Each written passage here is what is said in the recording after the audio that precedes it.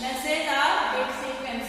So after performing the demodulation output, we'll get relevant data sequence, which is same as the transmitted data input sequence.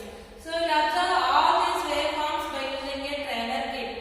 Next, what are the applications of phase shift keying? Is phase shift keying used wire LAN, biometrics, RFID?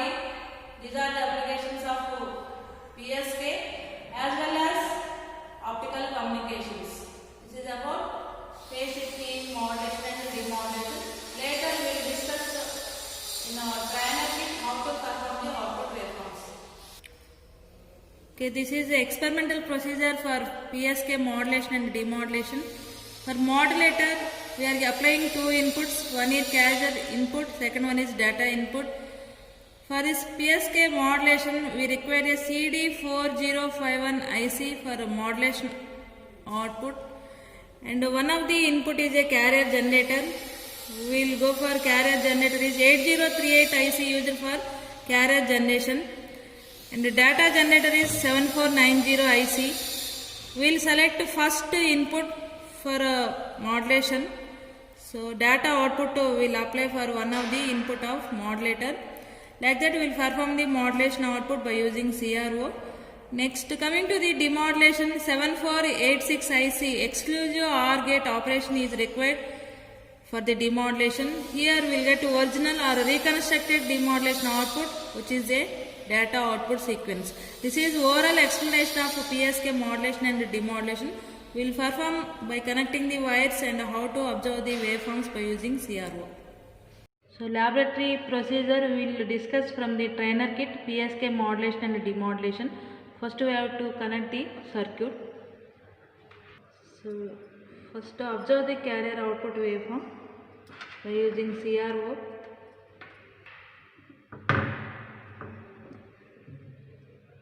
Waveform for carrier generator. Output is connected from 7490 IC. They are given 4 different data generators. Out of 4 generators, one only will give for the data in signal.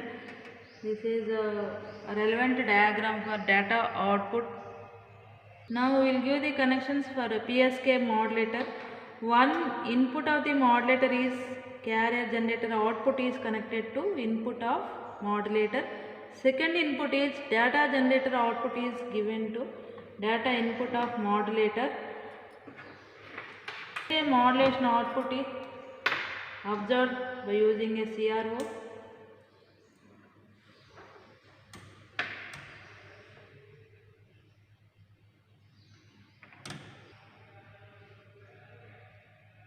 PSK modulation output waveform.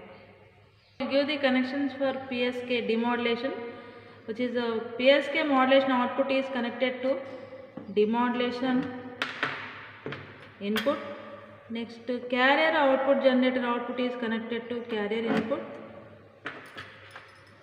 and observe the demodulation output of PSK by using CRO. This is the PSK demodulation output. This output is a binary bit sequence. This is similar to binary bit sequence of PSK modulation. PSK modulation and demodulation is having two inputs. One is carrier generator, second one is data generator. Carrier generator IC is 8038 IC is used.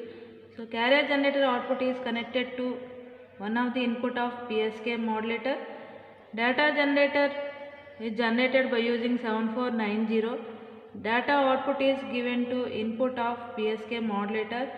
We will observe the PSK modulation output by using CRO.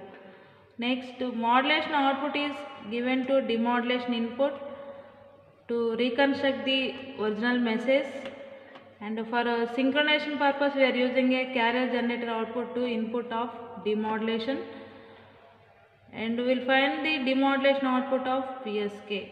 These are the connections of the PSK modulation and demodulation. Thank you.